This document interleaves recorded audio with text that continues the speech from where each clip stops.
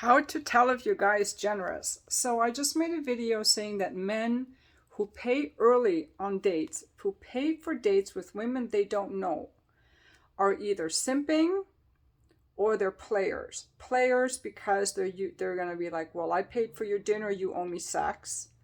Or simping. By paying for you, I can get you to like me, or I should pay for you out of duty or obligation. That's what men do, but they don't really want to. In my opinion, a man will want to pay for a woman if he knows her and has bonded with her. He will want to do things for her. And so I would think that by the third date or fourth date, he should be starting to pay for you. My personal philosophy is that I never use men for money. Even early on when I'm dating a guy, I will also pay. And if he takes me to dinner, then I will cook for him, right? It's a nice thing. I don't think that relationships should be one-sided. And I don't think they should be like used for control or manipulation, or, I paid for you, you owe me sex, or I gave you sex, or you owe me a necklace or a trip. Like, it's got to come from the heart, in my opinion. Those are the best relationships. So if you're just going early on dates and you're paying your own way and you want to see if a guy is generous or if he's stingy, it doesn't have to do with how much money he has. I think there are a number of factors to look at. First of all, what is the guy's financial situation?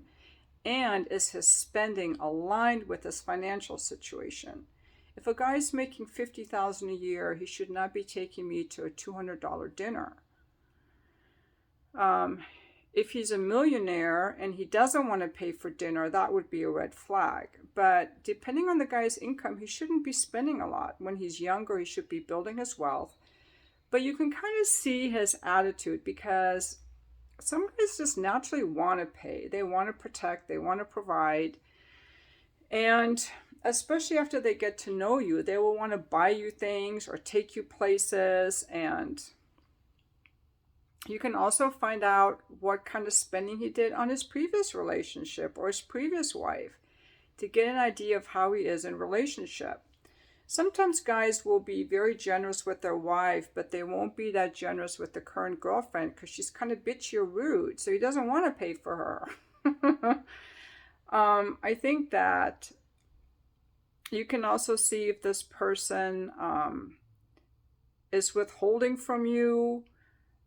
Is he withholding love? Is he just withholding money? Because what if a guy pays for you, but he avoids intimacy and connection? I mean, there's so many things, and some of these things are not revealed early on. You kind of have to weed people out. You're not going to know from the first date. Just because he takes you to dinner the first 3 dates doesn't mean he's generous. He could just be a simp. So some of these things, you just have to be patient and get to know a guy over time. The same thing as with us ladies. How do we know the guy isn't full of erectile dysfunction? We're investing all this time in the guy just to find out he has a limp dick. Nothing against you guys that have it, but I personally wouldn't want to date a guy with a limp dick, and a lot of you wouldn't either, but those are things we don't know right off the bat.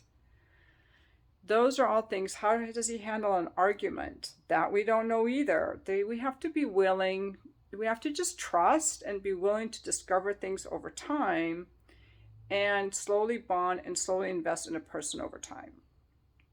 There is no quiz to be sure of everything. Is this guy generous? Is he going to fuck me well?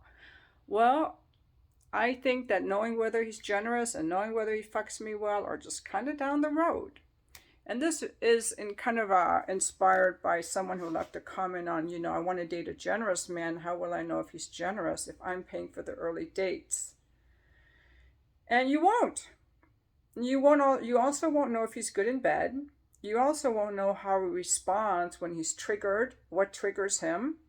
You also won't know how he gets along with his neighbors or his kids. You also won't know what his habits are. His weaknesses, none of this. More will be revealed. And that's the thing about forming friendships, is that more will be revealed over time. And the whole idea about vetting someone is to not get too emotionally involved until you have finished the vetting process. not to get too emotionally involved until you have finished the vetting process. And I owe you guys a video on the vetting process that's recommended by Mr. Elderly Advice. He's a YouTuber. He wrote a book, How to Train a Man Like a Dog, and I definitely owe you guys a video on that book. But for now, I'm just promoting my book, What I Did for Sex, which you can get on Amazon. If you read it, I would love if you leave me a review. If you like my channel, hit subscribe so you can be notified of new videos. I like to talk about sex, love, relationships, and dating. My views on the economy and public policy, health policy, are constantly getting strikes by YouTube, so sometimes I make a video and put it on Rumble. You can find me on Rumble under Sharzad Morgan. And thank you for watching my video.